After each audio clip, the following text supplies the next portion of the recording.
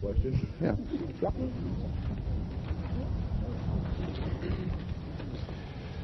Today, I am actually continuing a seminar that we started, 2 weeks ago in Houston.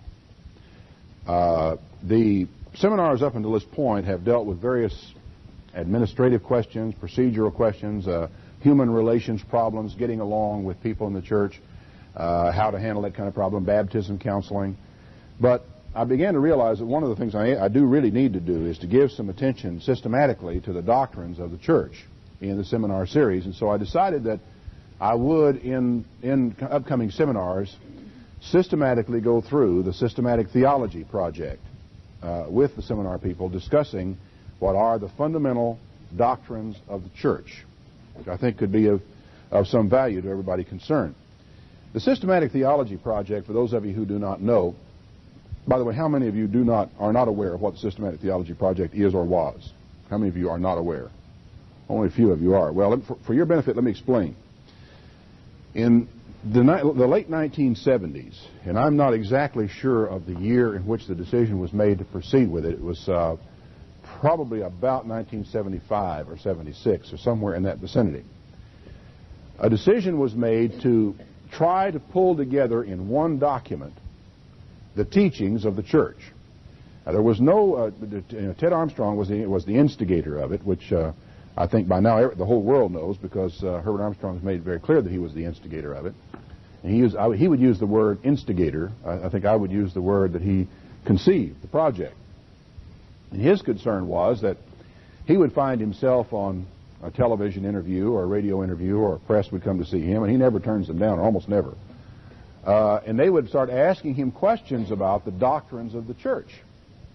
And for those of you who were members of the Worldwide Church of God or had some association with it, you will realize that there was nothing anywhere that outlined the doctrines of the church. If you wanted to kind of get a picture of it, you had to collect 100 different booklets, articles, or more. In fact, the reprint articles that explained some of the doctrines, they went on up into the hundreds of different things that you would have had to have kind of collected and read through and studied and worked your way to try to find out what the church believed about certain fundamental questions.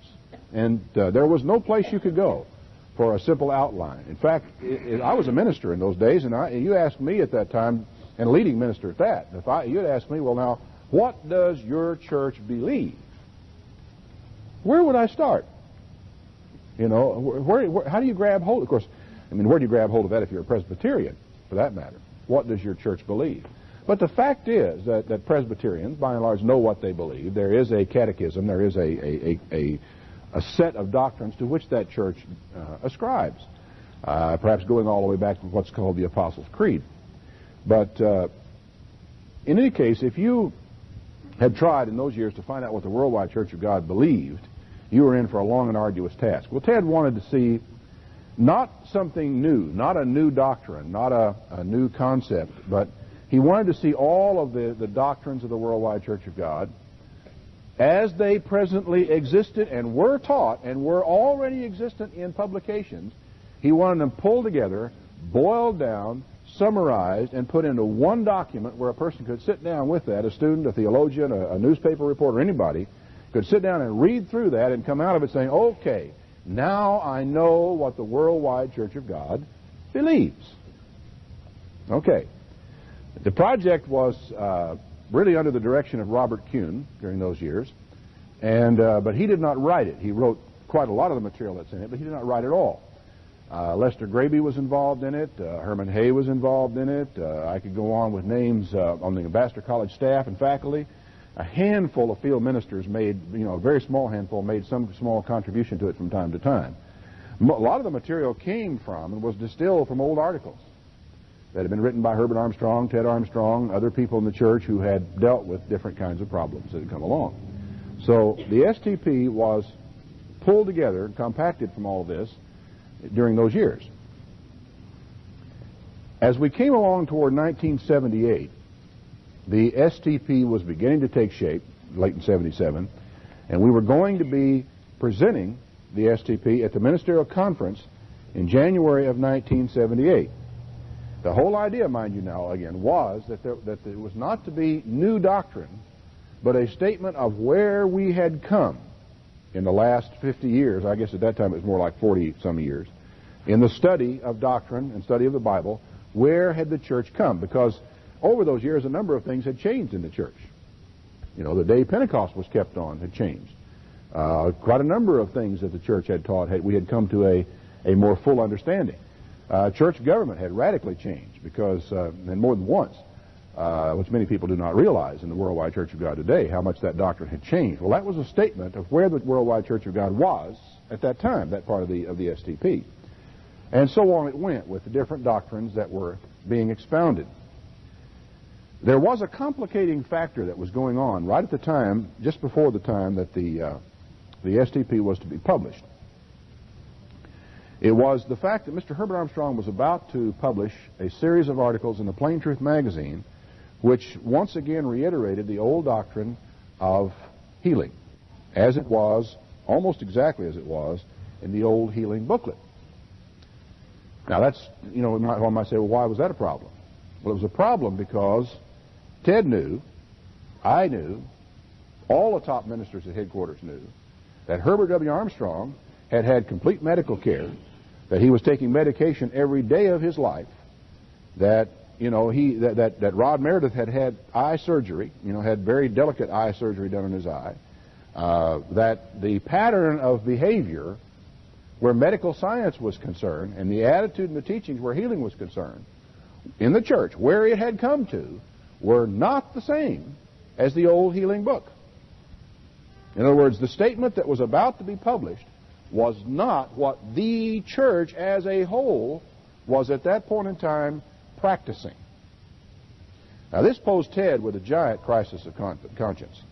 And of course he had been preparing in the STP, and the doctrine of healing as it was going to be published in the STP was very different from the old healing booklet. Very different indeed, as you are going to see today, that it was different. Well, we were sitting together in the sauna of all places, and he was telling me about what was in it. I had not yet read the new healing statement. And of course I knew what the old healing doctrine was, and I knew what was coming. And I told Ted, I said, Ted, this is the one area of the STP that is not what we said it was going to be, at least not exactly. It does really represent in many people's minds a substantive change in what our doctrines have been. Now, from one perspective it was not. From one perspective it was an accurate estimation or statement of where we were in practice. But it was a fundamental change in what we said to the public. And I said, has your dad seen this? He said, well, he hasn't actually gone over it, but, I think he's seen it. He was sort of, muttering. I said, Ted, you can't do that. And he said, you're right. And the conversation went on for a little bit. But he, as a result of our conversation in the sauna, he got together with Robert Kuhn and I believe Brian Knowles, and they went over and he went over and he held the thing on his father's lap while he held a magnifying glass, and they went through the healing doctrine as it was in the Systematic Theology Project with Herbert Armstrong prior to putting it into the form that it finally appeared in the Systematic Theology Project. So Herbert Armstrong saw it. He knew what was in it. He knew it reflected what the church was doing at that time, and actually, was approving of it. Okay, the ministerial conference comes in the middle of a serious political crisis in the work, which very few people knew about at the time. A few people heard about it later. Some people read Stan Rader's account of the boardroom meeting in January of 1978, which was fiction. It belongs in the fiction part of your library. It was very much not what took place in the meeting. I know I was there. I sat there. I heard the whole thing. I was watching like watching a tennis match. It was one of the, traumatic days of all my life, that particular meeting was that day. So this crisis was going on. Well, they kind of solved the crisis, and Herbert Armstrong then went on a trip which he had already had planned, and which Stan Rader had planned along the way for him, and left the country. And of course the STP was presented to the ministry, and we went merrily on our way. Ironically, the healing statement in the STP was not met with unalloyed joy, kind of to our surprise, because it really did answer a lot of problems. It solved a lot of questions. Naturally, there were some things in it that I would have changed and would have written differently from what were written. But it was such an enormous piece of progress, I didn't want to quibble over it at the time.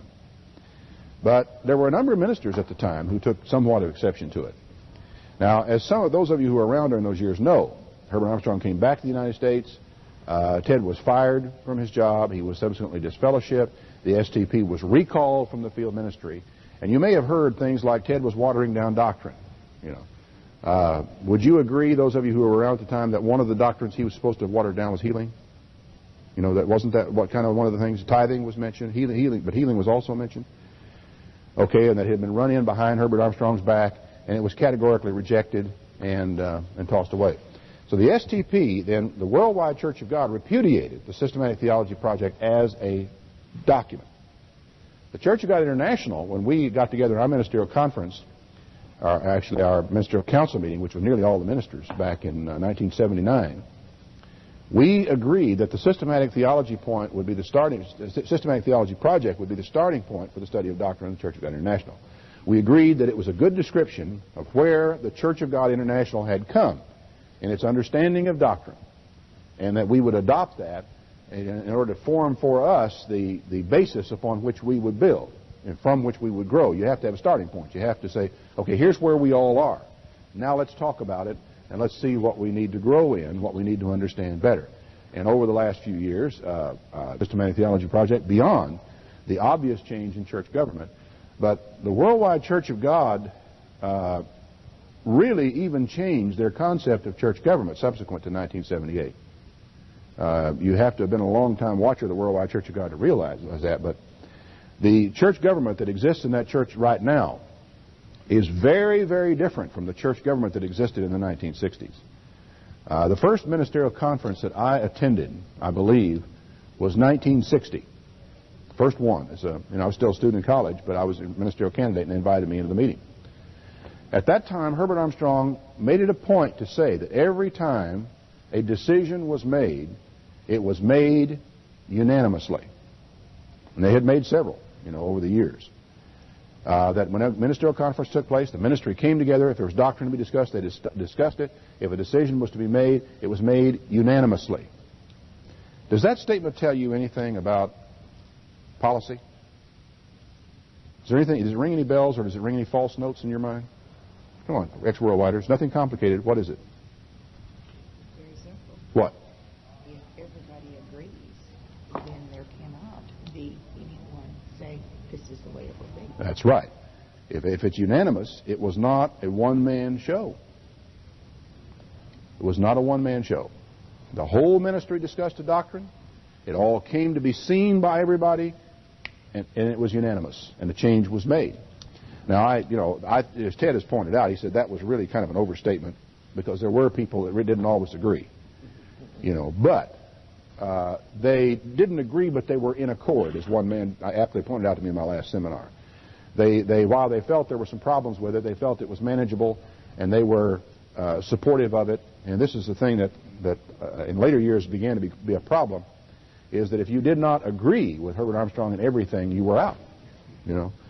And whereas when I was there, back in the old days, I thought you could agree as long as you supported. You could disagree as long as you didn't, undermine or undercut what was trying to be done. And most of the time we were not talking about ironclad, thus saith the Lord things anyway. We were talking about rather complicated, complex concepts that while I would disagree with it, I couldn't prove that it was wrong, because if I could have proved it, the others would have all seen it, or Herbert would have seen it, Ted would have seen it. So I said, okay, maybe I'm wrong, and we'll see. History will out. And I went ahead and was loyal, even though I disagreed on something that came along. And there were a few things that were in that category, but, not things of great, terrible significance. But in later years, of course, as I said, that situation kind of got a little bit out of hand. And, of course, I think a great deal of what got out of hand where Ted was concerned was things like the Systematic Theology Project, which was, and Herbert, of course, many of you were there, heard what he had to say about it. So the STP was born in controversy, and it died in the Worldwide Church of God in controversy, and it was resurrected in the Church of God International, and it still forms the fundamental part of our belief. And that is the reason why I feel that it is important for me to spend some time with people who are pillars or leaders in the church discussing the Systematic Theology Project and the doctrines that are expounded in that document. Do any of you have any questions at this point about that? I guess I would like to ask you, is that document fairly fully completed? Is it going to be available in... Yeah. Actually, the Systematic Theology Project is now, for us, our version of it, which is somewhat different. We have gone through and edited it as carefully as we could to express where the Church of God International is right now. So it will differ somewhat from the old original one. It is 100% set in type. The first 4 sections of it, I think there may be 5 sections, I think all but 1 are now printed. However, it is a document for the ministry. It is not a publicly offered document. But we do make it available to the public when somebody wants it. We're not advertising it. People can have it. We didn't print up very many of them to start with. Now, that brings up another point. We emphasized in 1978 that the form in which we were presenting the Systematic Theology Project was in a loose leaf folder. In other words, it wasn't a bound book. It was loose leaf, because we had to recognize the fact that we were growing. Our understanding was not perfect, and we had to be ready to make changes in that doctrine if that was necessary, and if we saw that it was right. And so consequently, it was a loose leaf document, and we were prepared to make whatever changes we needed to make in it. So the one that you will get is not, while it's not, it is, again, once again, kind of loose leaf. The healing portion of it is actually in a line-upon-line study lesson. And it is, once again, loose leaf. You can punch it and put it in a notebook if you want to. We just didn't punch it.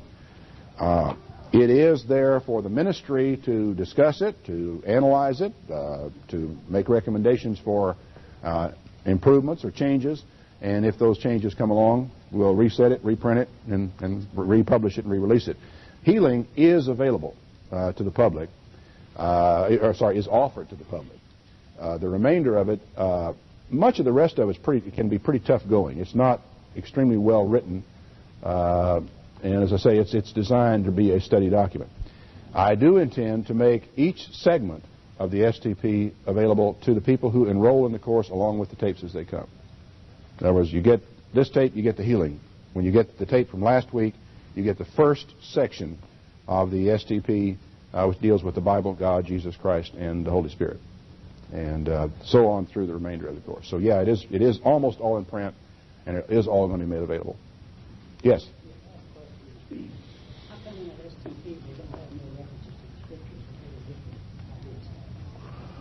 Well, because the people for whom the STP was written are pretty well aware of them. That's another reason why I emphasize it is a ministerial study document. It would be a little bit redundant in some cases to lay all this stuff on the ministry. After a while, that's the problem with the STP and making it available to the public. But as I say, I feel that by my talking about it with you and us discussing it, and there's nothing in it that poses that needs to be secret. It's not that. It's just who it was written for and what it was written for. Yeah. Would it be helpful to us nunchucks to look them up, or when we find them, to write down, say, page 1? No, you're going to find in most cases the scriptures that you want are there.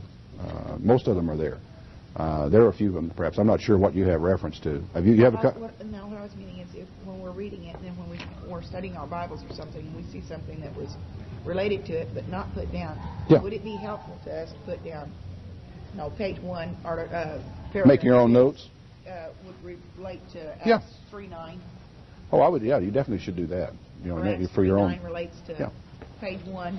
I also recommend the use of a concordance. Because if the scripture reference isn't there, chances are you can look it up yourself very quickly, and I think that would handle that. Did I answer your question? Yeah. Okay. It is available. In fact, you can have it. Whatever part of it you feel you really want right now, you can have. But as I say, it will come to you anyway with the course if you enroll for the course. I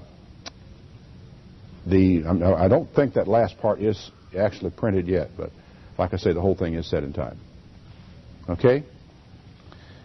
In the last week, there has been a rather remarkable development, the last 2 weeks.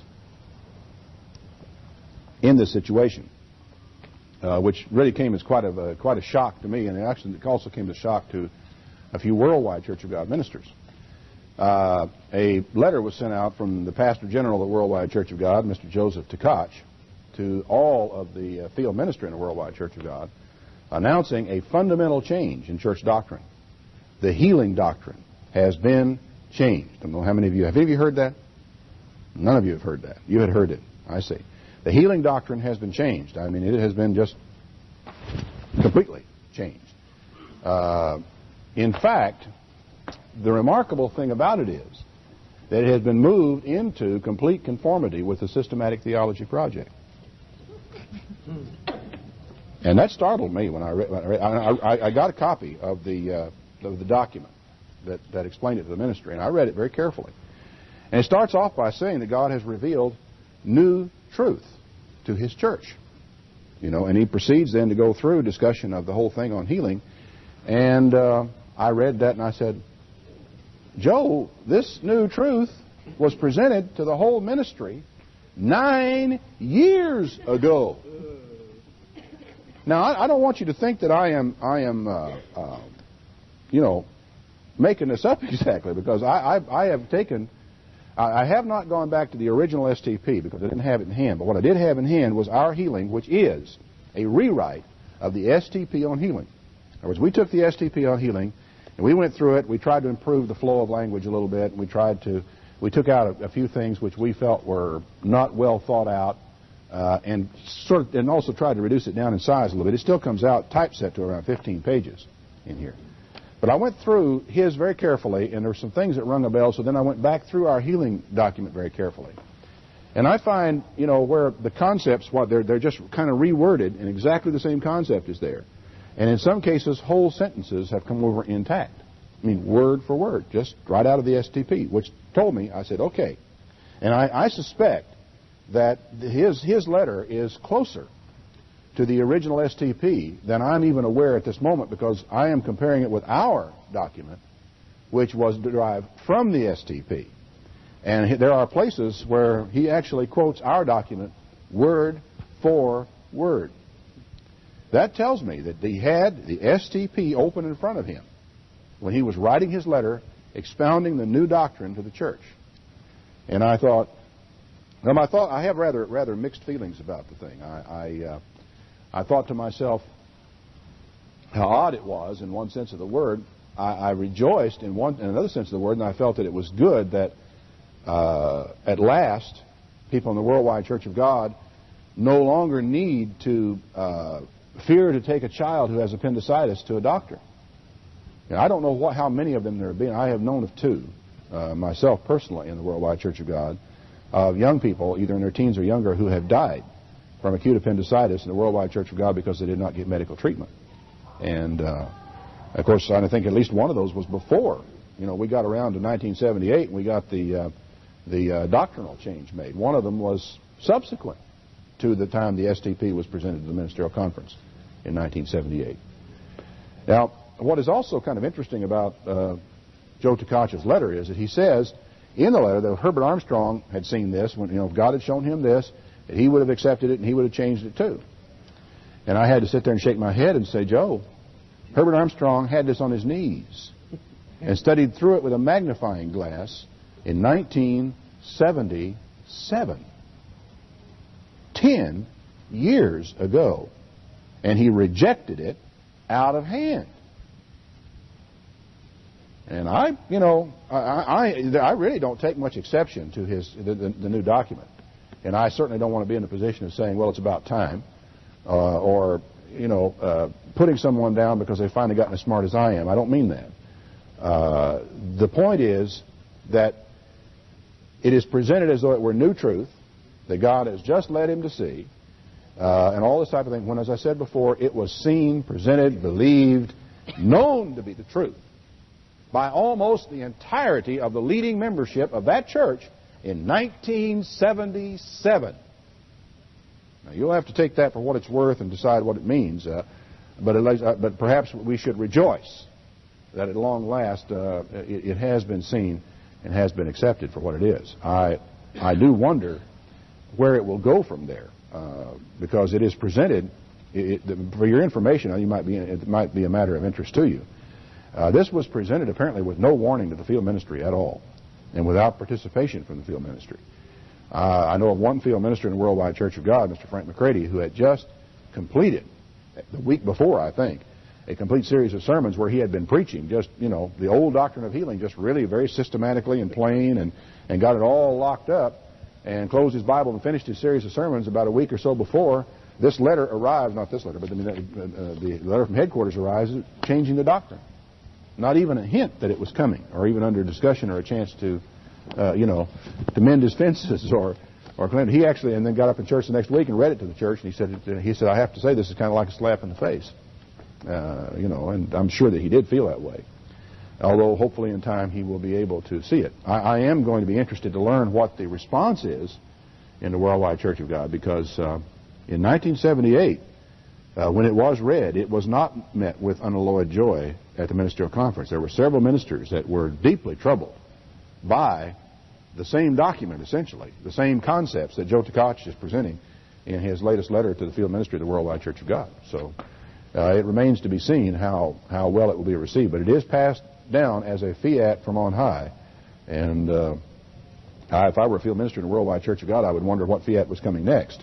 What was behind it. You say, fine, I'm glad to see it, welcome it, and delighted to preach it. I wonder what will be behind it. What's the next thing coming down over the horizon.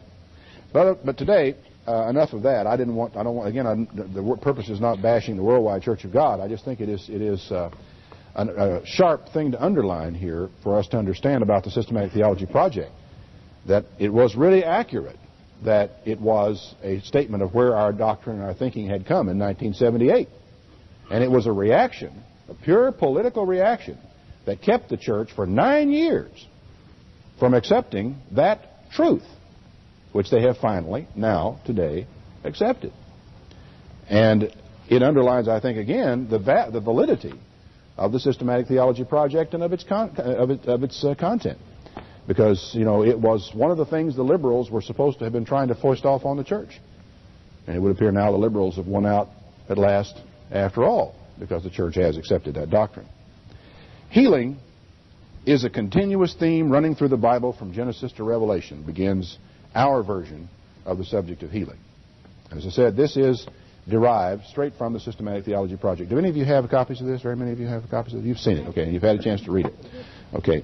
I want to discuss it with you today from the perspective, again, of a systematic theology, because I know that you have plenty of opportunity to read it and study it. It cannot be denied that God has extended the miracle of healing in different degrees for different purposes at different times. And that certainly cannot be denied. Why do you suppose that healing is such a persistent problem? Would you agree, first of all, that it has been a problem to the church over the years? Not a lot of heads nodding, yeah, you do agree. Why do you suppose it has? Let's talk about it for a minute. Let's give and take session. Somebody? You shook your head, Curly. Why do you think it has, been a problem to the church over these years?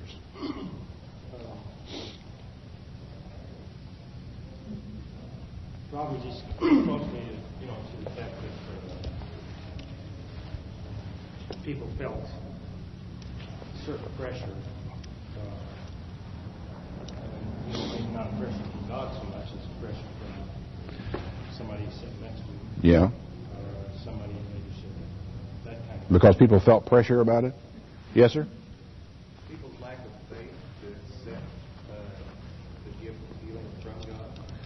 You think it was a problem because of people's lack of faith to accept the gift of healing from God? Yes, sir?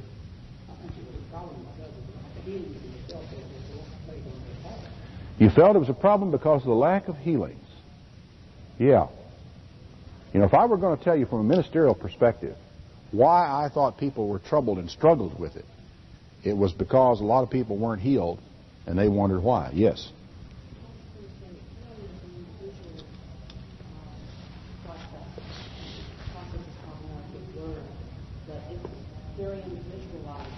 Because it's an individual type of decision. Yeah. Yes, sir? Well, it's something that almost everybody is involved with in one way or another, taking from healing. It's a strong tool that can be used by them. ministry and challenging people's faith. Yes? They didn't challenge you. They just told you, well, you weren't healed because you didn't have faith. Okay. You weren't... They used it as, if you'll excuse me, as a club. Tell you to study more and to get back in line. They used it as a club to hold people. Healing was used as a club to hold people? Yeah, because they were saying, well, we don't believe in going to doctors unless it's an absolute necessity. This is a necessity. And it's your lack of faith. Mm-hmm. Now, there's an interesting sidelight to this that I might mention at this point. Is that, would all of you agree with that? Would you, who have had a worldwide Church of God experience, that you would think it was used that way? Now, one would not agree. Okay, now, I think that I can see why this happened. This is one of the problems, is that there was an enormous variance from one church area to another church area in how these things were taught, administered, dealt with, and worked with. And it was because of the absence of a policy statement, a systematic theology, and a doctrinal statement on these things that a lot of problems and tension got going. For example, in one church area, a person might have... In fact, I remember here, right here, and I believe it was in this city, in 1960, I was passing through here on my way to England. I spent time between two pastors. Frank McCready was here and leaving. And, no, let me see. It was Bill Winter had left. And Frank McCready was coming. Was that it? No. Bill Winter. I was here in between pastors. I don't know. No, it wasn't Ken Westby, but it doesn't matter too much. But I was here in between, as it were. And somebody got a broken leg that was going to require surgery to put right. Were any of you here in the church in about 1960? Do you remember that by any chance? Was that ever talked about? Well, I remember it very well because I was up at the hospital, and I remember having to call Pasadena to find out if it was all right for this guy to have surgery. Well, I'm sorry, it blows my mind when I think back about this. And to somebody's credit, they said, "Oh, absolutely, yeah, have him give." I think it was Rod Meredith told me. By all means, yes, definitely, he should have surgery. You put that right. You can't set it. There's no way to set it. It was going to require surgical intervention for the poor fellow.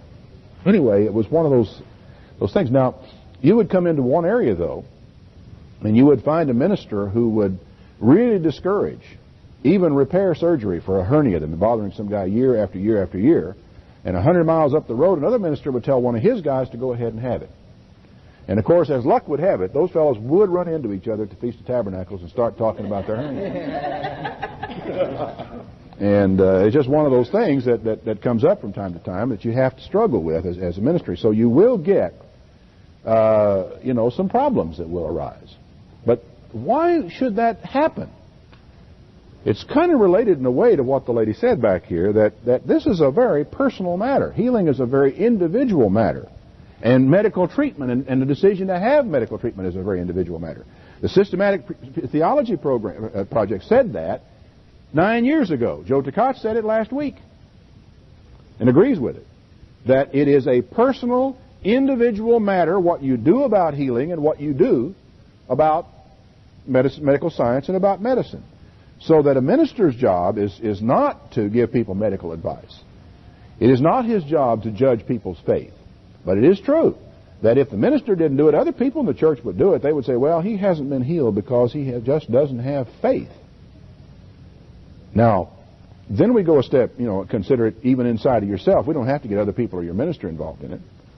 If you happen to be the person that's sick and you have not been healed and you have been anointed, the church has prayed for you, you've been praying for yourself, you have fasted, and you're trusting God, and you have even turned down medical treatment as an outward evidence of your faith in God, and you have not been healed. This poses a problem, does it not? A crisis of confidence, a crisis, an internal crisis, a crisis for people who know you. Now, this type of thing came up year after year after year in ministerial conferences. I can remember some of my earlier conferences. On the agenda at the conference was, what can a person have repair surgery? I can remember a conference in which we talked about it, and it was kicked back and forth, and discussions were had about, what's the difference between repairing a hernia. They felt that was no big problem with repairing a hernia because all you had to do was to slit the outer skin, lay it back, stitch up this muscle, stitch up the skin, and so forth. It was not that big a deal. Then the next question was, well, what about an open hole between the two compartments of the heart? For there, all we have to do is open a person up, go in and stitch up that hole between the heart, close it back up, and make a normal person out of a cripple. Well, and that went around and around and around and around, and nobody could find, the specifics as to why one thing might be done and why the other thing might not be done. So it was a matter that from time to time did raise a lot of questions along the way. Yes, sir. I remember when I first came into the church, I was coming into the church. I had a hernia at that time. Mm-hmm. And knowing what the church believed, I read a lot of stuff. I went ahead and had surgery before I was done.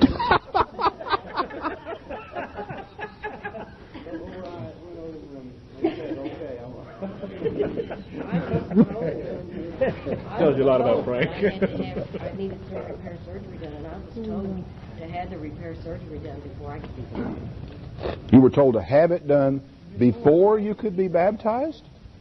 What if you had died in surgery? Did that thought cross your mind? About what happens to me if I die in surgery? I mean, I would worry about you. I mean, I think God has ways of getting around that, but I am, that is now what theology could account for that? I mean, how do we look at God? Because when we're talking about systematic theology, a theology is a study of God. What does that say about our concept of God? That we would advise a person to go get his repair surgery out of the way before he is baptized. Would that imply a lack of faith on the part of the person giving that advice? That he doesn't believe God can heal this thing you need to have repaired? Yeah. He pretty well says it, doesn't he? It plainly says, or he says maybe he's quite sure you don't have the faith, but how does he know you won't have the faith after you're baptized?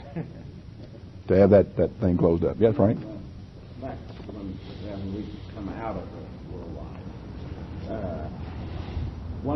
one reason I went over and told the manager, Don Mason, the reason I was one was healing. Mm-hmm. The healing center that Herbert W. Armstrong at that time was in the process, month after month, of putting it in the thing. So he'd come out with one thing and he'd get some repercussions. He said, well, you got to wait for the next article to come out. I'm not finished yet. Oh, this was that series of articles that Ted tried to stop. Yeah. Here, people are out there maybe dying, waiting for his thing here, and he keeps them waiting month after month to find out just exactly what we believe. Mm-hmm. There was no clarification at all. Yeah. It was one of those things that Ted was beside himself, and it was a part of the whole syndrome of what happened to him when he left. And of what got Herbert so mad at him was the fact that Herbert had written the series, he planned to have it published, and Ted held it up. And he held it up because he could not in good conscience let it go out. He said, my dad is over there doing exactly the opposite of what he's putting in the magazine, and most of the ministry don't believe it anyway. Most of the ministry would support what he is doing, but they don't believe what he's about to say, and so he just held it up. And of course, when Herbert found that out, he was not particularly pleased that he had held that up. And as I say, it's a part of the pattern of Ted trying to hold the thing together and trying to be honest about things in the face of an enormous amount of pressure. Of course, that story's been told too many times already. I don't want to beat on it too much longer. Okay, coming back now and taking a look at the Systematic Theology project, it has been, as I said, a problem from time to time that we have had to address. And we have had to struggle with reality. There is an enormous difference between the theory of healing as taught in the church in the 60s, let's say, and the reality of healing as experienced by the church in the 60s. And we had to fight with that. We had a conscience problem. We had an internal emotional problem, because we knew oftentimes, and in fact, Herbert Armstrong himself made it very plain. He said when he prayed for his own father, he said, I had faith. I know I had faith. I was certain that God was going to heal him, and he died. And that was his particular crisis of conscience relative to faith and relative to healing. And so the church had to somehow deal with it. And of course, whenever you put the whole package together, it is very obvious that healing plays a very central part in the Christian religion. Why would I say a thing like that? Why is healing important? I mean, apart from the obvious. I mean, naturally, if somebody's sick or dying, we feel for them. But after all, we do understand, do we not, that we are not going to live forever in the flesh? We all know that, don't we? We're going to die sooner or later. It makes it. I mean, are we guaranteed 70? No, not really. We feel cheated if we die at age. Somebody's going to die at age 40, but we'd rather live to 70. We think, depending, of course, if we knew what was going to happen to us between 40 and 70, we might not. But it's one of those things that you do struggle with. Why is healing so central in the church? The answer, yes. Mm-hmm. I would say it was because there's so little of healing going on, and yet it is promised very plainly in the Bible. Okay, it's promised very plainly in the Bible, and there's very little of it going on. Now, I don't know that I would even think much about there being very little of it going on if it hadn't been for the fact that there was so much of it going on at another time, another place. Because there is one thing, if there's one thing you cannot miss in Jesus' ministry, it's healing, right? I mean, when you stop to think about it, of all the things that Jesus did and said, what is the most dominant thing in all of his ministry? Healing. Everywhere he went, he was healing people. People were going out and trying just to grab hold of the hem of his garment as he went by in a crush of a crowd of people. If I could just touch the hem of his garment, I'll be saved. I mean, he healed people here. Here's a man standing there with his arm all withered up, about like this. He says, stretch out your arm. He stretches it out, and it became whole and pink and fresh, just like that. And people standing around there saw that take place. Why did he do that? Yeah. Oh, he's a real witness. It demonstrated his power, for one thing. But I think a lot of people think in terms of healing as a kind of a divine advertising. Attention getter. Oh, love indeed. Indeed, because this statement, moved with compassion, is so often used in relative to what he said about him just before. He was moved with compassion. He wanted to see. He hurt when people hurt. The statement about him coming up before the tomb when Lazarus is there dead and the tears began to roll down his face. He was so moved by what was happening here that he had great tears running down his face. The people look at that and I think sometimes don't understand the emotions that Jesus felt in that kind of situation. They think, they looked at him and said, oh, behold how he loved him. I went to a funeral yesterday. A young man, a skydiver, I don't know if you saw it in the paper, down near Austin, Texas. The chute did not open. His emergency chute did not open. He fell on a house and was killed. It was David Armstrong's best friend. Best friend he had in the world. And I went to the graveside part of the funeral yesterday. I didn't attend the main part. And David was there, and the mother was there, and other people were there. And it was a military funeral because the boy was in the military. He was a paratrooper. And they had the honor guard over here with the rifles, and they had the men standing there in their crisp uniforms, all precise over the casket, holding the flag. And way off here to the left was the trumpeter with taps. I did not know the boy. And I was sitting there with tears rolling down my face during that sermon because I was so moved by what was happening and the people around me. And it was poor David was just brokenhearted. And I saw his grief, and I was so moved by his grief that I was moved to tears, although I felt nothing for the boy who had died.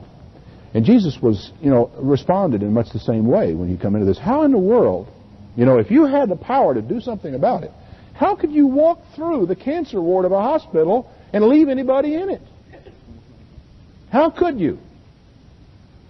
So compassion certainly is a very, very major part of Jesus' ministry.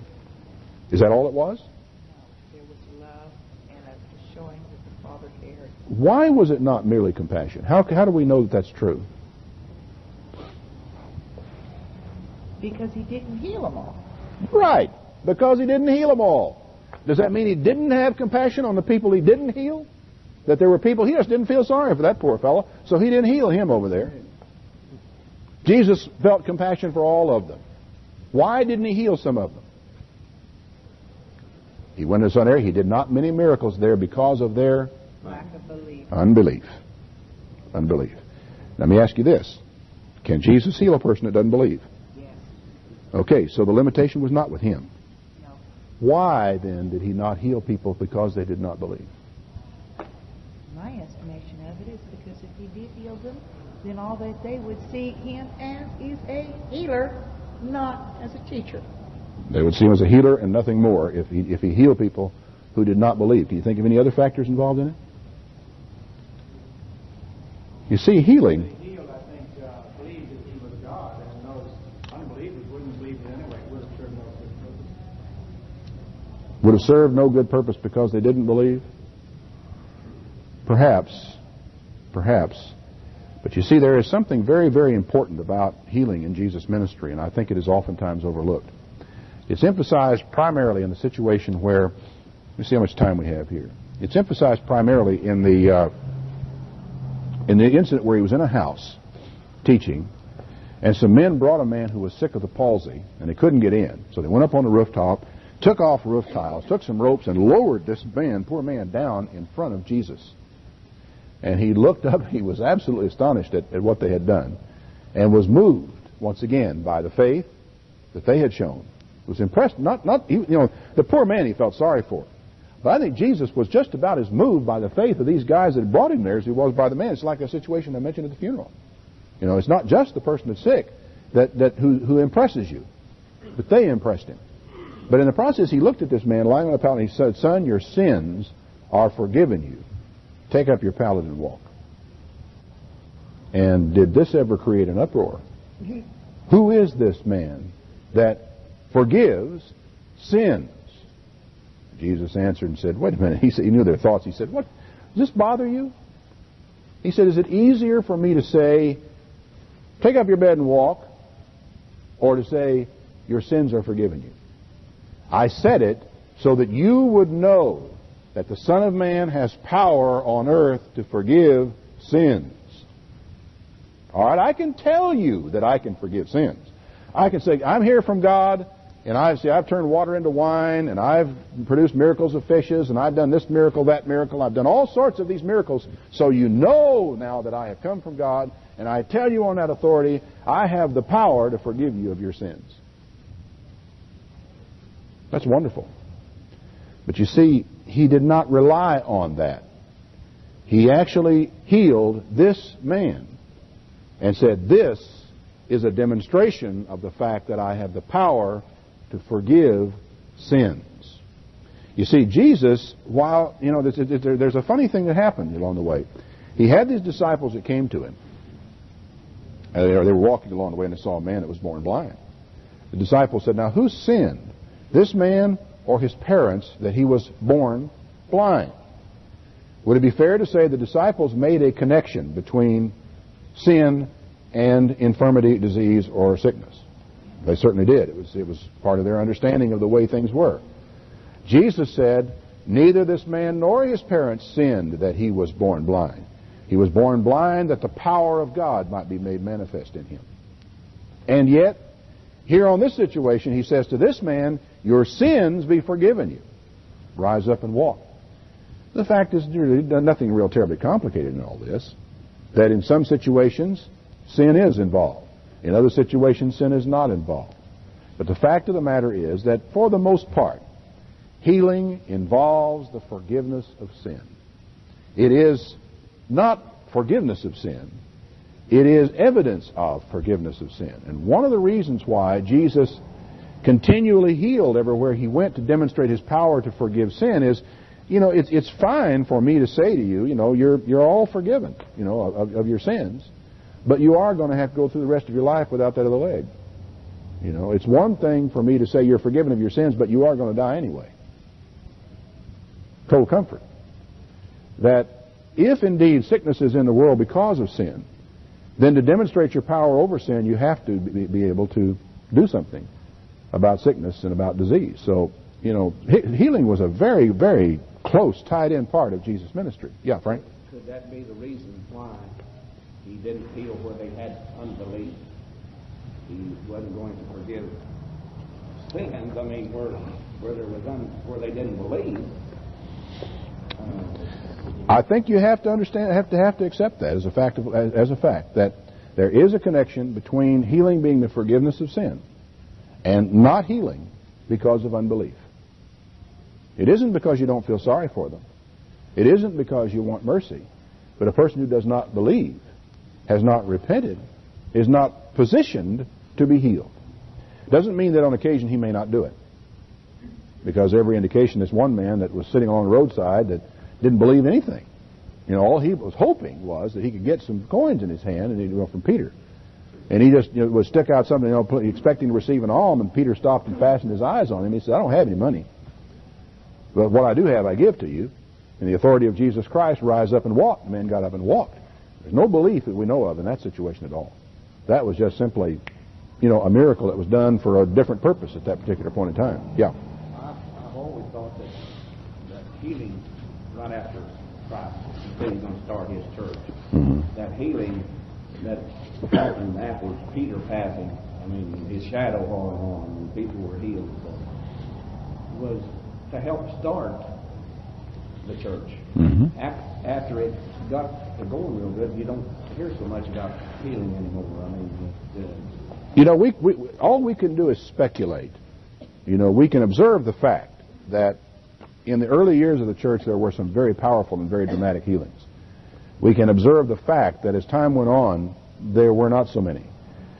We can only observe the fact that there were people in the church who were not healed. 2 or 3 instances in Paul's letters that he mentions where, Trophimus, I've left it and not leave him sick. Another man was sick and near unto death, but God had mercy on him. He goes on with that. So, you don't have a picture of them going through, and this may have been true very early on. I'm just going around healing people wholesale wherever they happen to go. But you do have that fact. Now, all we can do is speculate to try to account for that fact. But the impression one gets is that by the latter part of the 10th decade, in the 50s and 60s, by that time, they probably experienced no more in the way of really dramatic healings than we do today. Yeah. On this question of healing, or the problem of healing in the church, does this pose the question as to the authority of Christ's church by having or not having healing? What do y'all think? Do you think that having or not having poses a question of the authority of Christ's church? Yeah. I don't think so, because I think there are people, or doctors particularly, who witness healings all the time. And many of those people are not in God's church. They are in other church areas. And I think God gives people, if you obey certain laws, God's going to bless you for those laws. And for tithing, for example, I know people who are faithful with tithing and are blessed because of it. And they are in fundamentalist churches, for example. So I think that, no, I don't think that would necessarily be a sign, because I think doctors see healing a lot. Well, would it be some indication of, let's say, a lack of the authority or a problem with the authority of God's church that Paul was not able to heal Trophimus? Or that you have other people who were sick then. So you have the same problem then that you have now. Frank? Okay. The thing about it is, if everybody we prayed for was healed, man, we wouldn't have any problem getting everything fixed. That's what people would be coming for. Now, God says, blessed are those who have not seen and yet have believed. And He wants people with faith. Mm-hmm. Not just an outward healing, physical manifestation. And I don't think it's a sign of God's church having a lack of faith or not being God's church. Or Frank? Sorry. No. That's okay. Whatever. Yeah. Oh, what's his name? Yeah. I think that that it's in people's minds it's a problem. I think it's a real problem in people's minds as far as the authority of God's church. It may not be an actuality, but in a lot of people's minds, they present it as a problem. How could it be a problem with the authority of the church when it really is a matter of the faith of the person? Was Jesus suddenly had no authority up in this one area where he couldn't heal anybody because of their unbelief? Did he lose all of his authority? In one sense, he did. In one sense, in the fact that they didn't accept his authority. You suppose that could be a factor in it? In other words, that the fact that these people would not believe that he was come from God, did that have anything to do with... So their faith had to do with it. You see, anything you come up against, any explanation you try to use relative to healing, or the failure of healing, applies to Jesus Christ first. For there was a time and a place in his ministry where he couldn't heal many people. Right? Now, you want to keep that in your mind. Don't ever let go of that. There was a time and a place in his ministry when Jesus was not healing anybody. And what was the reason? Unbelief, their lack of faith. Now, one of our problems, I'm sorry folks, let's get down to brass tacks. One of our problems with healing is we keep right on, we are disturbed by it, we're frustrated by it, we don't know how to cope with the fact that one of the reasons why people aren't healed is a lack of faith. And we are troubled by our lack of faith. Aren't we? Let's be honest. We're troubled by our lack of faith. Now then, if we could just be honest about these things. Say, I haven't been healed. Maybe I don't have the faith to be healed. And who knows better than you whether you have the faith to be healed? Is it possible that you could have the faith and still not be healed? Yes. Oh, sure. I can't hear you very well. I'd say that's something that we haven't touched on yet, which I figured we would, but Paul's example himself, where he sought God for those afflictions that he had, and he was never healed. So it wasn't a question of whether or not he didn't have the faith, or he did. It's just a matter of at times he will or will not be healed. Well, he was very specific about the reason why he was not healed of his infirmity, wasn't he? Yeah. He was very specific about it. He said that, it's because, lest I should be exalted above measure because of the abundance of the gifts given to me. It was a burden which God left upon him for the sake of his humility. Now, I can take a roundabout route and arrive at a faith problem for Paul in that, but that isn't what he explained. The way he explained it. He said it was in Paul's case, it was just one of those things. And now, next thing is, what did that imply a flaw in Paul that he couldn't, that he had to have that thorn in the flesh? Did it imply an unusual flaw? No. Of course not. Do you? In my ministry, I've been after a long time now, I run into people from time to time who think God has talked to them. And they are almost impossible to deal with. People have a dream that they think comes from God, and it goes to their heads. So I have to assume that Paul, when he said, there was a risk of my becoming exalted because of the abundance of the revelations given to me, this is the reason. And I suppose it had to do with a lack of faith. Are we coming to the end of a tape? Okay, would you all we'll just pause for a moment here. Let's take a little break. I don't like to wear out an audience. It's been an hour. Would you all rise? Might want to get you a glass of water, and don't take too much time because we would like to not get started right back again.